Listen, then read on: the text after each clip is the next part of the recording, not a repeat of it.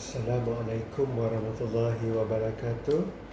Dan selamat kembali pada minggu ini. Seperti biasa, saya Ustaz Muhammad Ziyad akan mengajar pendidikan Islam masalah pembelajaran untuk tahun 6 bagi kelas 5.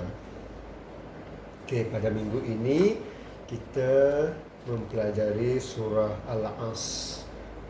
Surah ini mengandungi 3 ayat.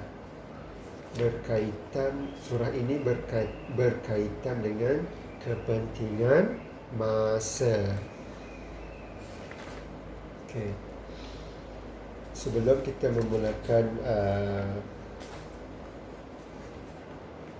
pelajaran, sama-sama kita membaca surah Al-As. A'udzu billahi minasy syaithanir rajim. Bismillahirrahmanirrahim. Wal 'asr. Innal insana lafi khusr. Illal ladzina amanu wa 'amilus solihati wa tawasaw bil haqq wa tawasaw bis sabr. Sadaqallahul azim. Okey, itu tadi adalah surah Al-As ayat 1 hingga 3. Di mana surah ini berkaitan dengan kepentingan masa. Kepentingan masa bagi manusia di dunia. Okey. Minggu ini Ustaz tak nak murid-murid membaca keseluruhan ayat dalam surah ini, tapi Ustaz nak murid-murid membaca kalimah-kalimah dahulu yang terdapat kalimah-kalimah dalam potongan ayat surah Al-As ini, supaya murid-murid mahir untuk membaca keseluruhan ayat ini.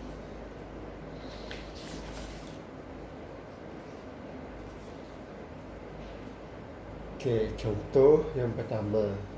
Wal 'asr. Wal 'asr. Wal 'asr. Innal insana lafi. Inna al-insana. Inna al-insana lafi khusrin. Inna al-insana lafi khusrin.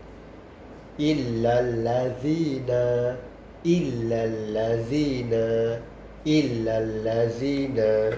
amanu wa amilu as-solihati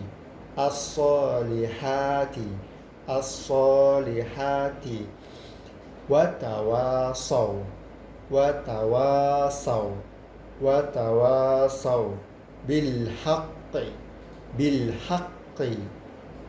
haqqi bis sabri. Okey.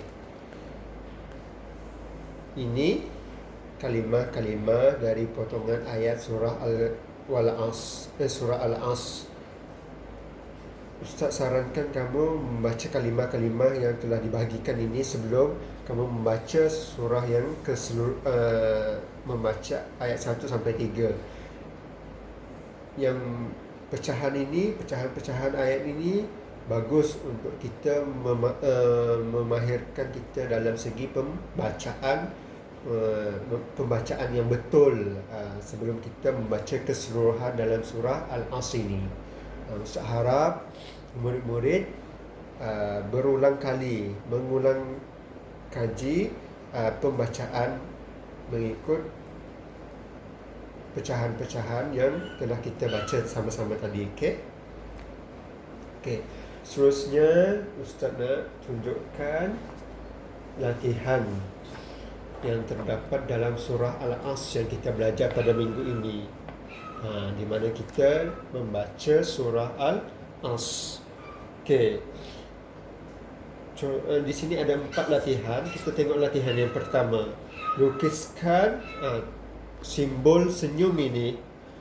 Lukiskan simbol senyum pada kalimah yang terdapat dalam ayat. Contoh, dalam ayat ni mana dalam ayat ni mana potongan ayat yang ada sama dengan dalam ayat ni. Kalau ada kalimah dalam potongan ayat ini, kamu lukiskan tanda senyum. Kalau sama, lukis tanda senyum pada kalimah yang sama dalam ayat ini. Okey, yang kedua,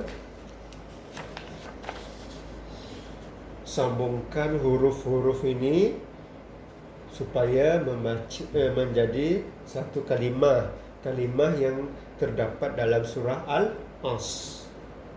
Ini dipecahkan mengikut satu-satu huruf, kemudian kamu sambungkan supaya ianya menjadi kalimah yang terdapat dalam surah Al-Kafirun. Yang ketiga, sesuaikan kalimah yang sama. Cari kalimah yang sama, kemudian sesuaikan. Dan yang terakhir, latihan yang terakhir, Ustaz nak kamu kira jumlah kalimah ini dahulu. Kira jumlah kalimah yang terdapat dalam bulatan ini, kemudian kamu kira berapa jumlah huruf yang terdapat dalam kalimah itu, kemudian kamu warnakan berapa jumlah kalimah tersebut. Okey, dengan ini berakhir sudah sesi pembelajaran kita pada minggu ini, iaitu berkaitan dengan membaca surah Al-As. Surah Al-As bermula dari ayat 1 hingga ayat 3. Seharap murid-murid membaca kalimah-kalimah terlebih dahulu sebelum membaca ayat 1 hingga 3. Mahirkan diri dulu dengan kalimah-kalimah tersebut. Sering mengulang kali membaca kalimah, sering mendengar bacaan-bacaan berkaitan dengan surah Al-As. Okay, sehingga kita berjumpa lagi pada minggu hadapan dengan tajuk yang berlainan. Wabillahi taufiq wal hidayah. Wassalamualaikum warahmatullahi wabarakatuh.